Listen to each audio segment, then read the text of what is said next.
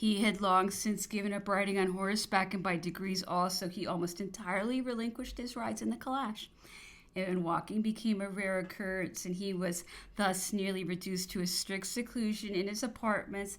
He no longer applied to any regular or continued occupation. He seldom dictated to us, and only upon subjects that were merely the fancy of the moment.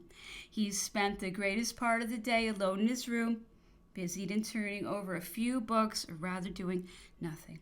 Let those who have formed a due estimate of the power of his faculties appreciate the strength of mind required to enable him to bear with equanimity the intolerable burden of a life so wearisome and monotonous. For in our presence he always exhibited the same serenity of countenance and equality of temper. His mind appeared equally unembarrassed. His conversation offered the same lively turns of expression, and he was sometimes even inclined to mirth and humor, but in the privacy of intimate intercourse it was easy to perceive that he no longer thought of the future, meditated on the past, or cared about the present. He merely yielded a passive obedience to the physical laws of nature, and thoroughly disgusted with life, he perhaps secretly sighed for the moment which was to put an end to it. Such was the state of affairs when I was forcibly removed from Longwood. For that a period approaches, it's not far distant.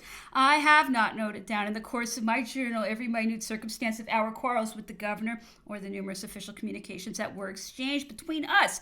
I have also omitted to mention all the shameful privations to which we were exposed in respect to the necessaries and comforts of life. My object has been to show Napoleon's character in its true light, and not to write the history of Longwood and the catalogue of its miseries. Those who have any curiosity on that score may seek for details in the work of Mr. O'Meara. It would have argued meanness in me, who was one of the victims, had I dwelt upon them, but for the doctor, who was only a witness, who was a stranger to us, and in some degree one of the adverse party, he can only, situated as he is, have been actuated in so doing by the impulse of a powerful feeling and of generous indignation, which does honor to his heart. I have just heard that the ex-governor of St. Helena has brought in action against Mr. O'Meara for defamation and calumny. I have the highest respect for the judges that preside over the principal courts of justice in England, because I know how they are chosen, but how can one in these days be secure of the result of such an action? In the unfortunate political effervescence of our times, truth appears as it were in two lights at the same time. The true light is, for every individual, that which exists in his own heart. For after all, it is impossible to impose upon oneself, and that reflection will no doubt be a motive of consolation to Mr. O'Meara, whatever the result may be. And I must here declare that all the facts that I have seen stated in Mr. O'Meara's work on the above mentioned points, and which may have been known to me while I was at St. Helena, are strictly true. And from thence I naturally conclude by analogy that the remainder, which I have not seen, is also true. I therefore do not hesitate to say that I consider it as such in my heart and conscience. Whilst writing this, I have received from Sir Hudson Lowe some extracts of confidential letters which he informs me he received at the time from Mr. O'Meara, in which he observes to me, O'Meara spoke of me in a very improper manner and made secret reports to him respecting me. What can have been the intention of Sir Hudson Lowe in acting thus with me? Considering the terms on which we are together, he cannot have been prompted by a very tender sentiment. Did he wish to prove to me that Mr. O'Meara acted as a spy for him against us? Did he hope so far as to prepossess me against him, as to influence the nature and the force of my testimony in favor of his adversary? And after all of these letters in their original state, have they not been altered after the fashion of St. Helena?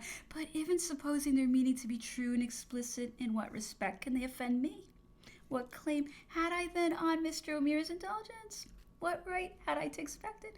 It is true that at a later period, after his return to Europe, seeing him persecuted and punished on account of the humanity of his conduct towards Napoleon, I wrote to him to express my heartfelt gratitude and offer him an asylum in my family, should injustice compel him to leave his own country. That he was welcome to share with me. But at St. Helena, I hardly knew him, and I do not believe that I spoke to him 10 times during my residence at Longwood. I considered him as being opposed to me by nation, by opinions, and by interest. Such was the nature of my connection with Mr. O'Meara. He was therefore entirely at liberty with respect to me. He might then write whatever he thought proper, and it cannot now vary the opinion which I have since formed of him. Sir Hudson Lowe intends now to insinuate that Mr. O'Meara was a double and a triple spy at the same moment for the government, for Napoleon, and for him, Sir Hudson Lowe. But does that disprove the truth and destroy the authenticity of the facts mentioned in his book? On the contrary, and from which of the three parties should he expect to be rewarded for revealing these facts to the public? Napoleon is no more. He can expect nothing from him, and his publication has rendered the two others his ardent enemies, who have deprived him of his situation and threatened to disturb his repose, for his real crime in their eyes is the warm seal which he has displayed of a friend to the laws and to decorum, who, indignant at the mean and indecorous vexations to which Napoleon had been exposed, drags the true authors of them to light in order to exculpate his country. I have therefore considered this tardy communication of the confidential letters which Sir Hudson Lowe has just transmitted to me at the moment of his action with O'Meara as a kind of interested accusation, which everyone will qualify as he thinks proper. I have never even acknowledged the receipt of these letters, and still less have I ever thought of complaining of their contents. I now advance in my undertaking. I calculate the period of its termination, and my acknowledgments are due for the favorable manner in which it has hitherto been received.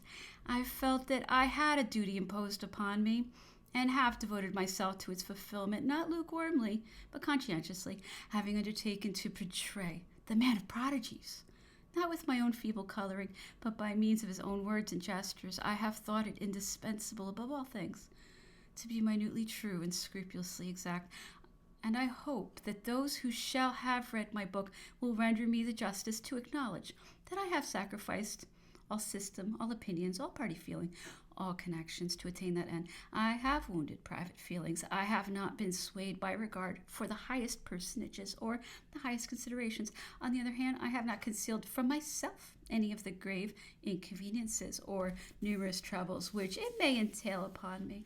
I had to fear that plain and impartial truth, as it too often happens, might displease everybody and raise many voices against it. The government also, on a subject so nearly connected with our great events, might become incensed, and I had to fear that I might be brought before the magistrature and condemned to fine, confiscation, or imprisonment.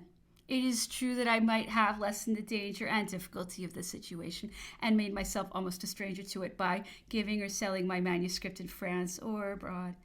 But should I thus have fulfilled my object, and notwithstanding every condition that I might have imposed, would there have been wanting pretenses or real motives for altering or mutilating this work, the only merit of which consists in its integrity?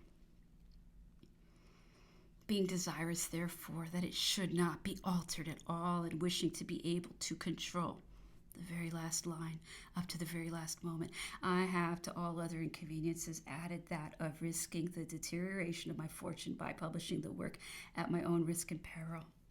Large sums were offered to me in England and in Germany for those parts of my manuscript which it was supposed circumstances would prevent me from publishing in France, but I answered that no part had been omitted, for it was not consistent with my principles to suffer that to be published abroad under my name, which I should not have dared to publish, consistently with the laws of my own country, however severe they might appear to me. However, in spite of all causes of alarm, I have hitherto every reason to congratulate myself altogether on the plan which I have thought proper to follow. The most flattering testimonies have reached me from every quarter, and the law has remained silent. Perhaps the law may even feel in some measure grateful to me for not having in our days of irritation despaired of its impassibility on a subject of so delicate a nature, and for having placed it in a situation to furnish so decisive a proof of its moderation. For my part, I feel proud of it for the sake of the law. I have not pretended to be either an apologist or a panegyrist, but I have wished to enable every man to be the one or the other according to his own conviction or to his own feelings. And for that reason, I have preserved in the work even the most trifling minutiae, in order that everybody might be struck with the character of truth, which results from the contexture of all the different parts. I have only omitted personal anecdotes or epithets, which, being far to my subject, would only have been gratuitously offensive, and unfortunately too many still escaped me. Unable to apply to any occupation requiring any great deal of attention, obliged to use the utmost haste, lest I should not see the termination of my undertaking, and led on by the principal feature of the work, I have not in my power to bestow a sufficient degree of attention upon the accessories, when therefore these volumes would have already been published, are now read to me. I am surprised to find in them that I wish to have effaced, and what I sometimes think I had effaced. My situation will account for this neglect, as well for many typographical errors, and must plead my excuse, for it has probably happened that my manuscript, on reaching the public, has passed through no other hands than those of a copyist and of the compositor. Such is the inconvenience of my absolute solitude, which deprives me of the advantage of receiving advice or submitting my work to revision. But it will perhaps be observed to me, why have you not applied to many persons whose kindness, whose information, whose knowledge of the subject might have been of essential service to you? To this I reply by asking whether two witnesses of the same fact have ever been found to agree on all points. Every one that I should have consulted would therefore have wished to alter some of my chapters according to his way of thinking. And if I had allowed it, the actual words, the opinions, the judgments, right or wrong, of Napoleon would soon have disappeared altogether. And what should I have produced in their stead? A book remade in Paris. If, on the contrary, I had obstinately resisted the feeling of men on such occasions, is well known, I should have given offense, and should never have been forgiven for having applied for advice and not following it.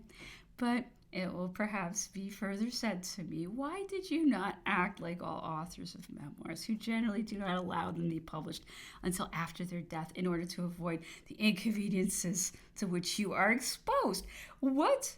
That I should have waited? How then would the duty which I have imposed upon myself have been fulfilled? And what would become of my intention to afford some satisfaction to those who have loved Napoleon, and to force those who have remained his enemies to esteem him? Shall we all, men of all ranks, professions, and callings, and I the first, who have served him with pride and sincerity, who have loved him with admiration, who have exulted from our hearts at the glory, splendor, and prosperity which he poured over France, coldly hear him calumniated day after day, and feel ourselves at every moment insulted in his person? And I, possessing the triumphant answers to these calumnies, should have remained silent, should have waited, and for some trifling consideration should have disappointed our contemporaries eager for information? No! The public was waiting in anxious expectation. They demanded that the companions of Napoleon should tell them what they had collected from his words or read in his mind. The journal which I had kept gave me the advantage of being soonest ready, and at the request of all, I have hastened to fulfill this sacred duty, and happen what may, I already possess my reward in the testimonies, the wishes, the sympathy which have been manifested to me, and in a kind of gratitude which some generous and noble hearts have expressed with rapture. Some have frankly confessed that they had expected to find themselves more favorably spoken of. Others have openly avowed that they had reasons to complain, but, said they, Napoleon has also had to complain of so many persons. He must have been so unhappy in his rock. May he not have been carried away by a moment of spleen, for you do not affirm that what he says is true, but merely that he said it. If therefore the accusation were of any great consequence, we should dispute it. If it were false, we should deny it.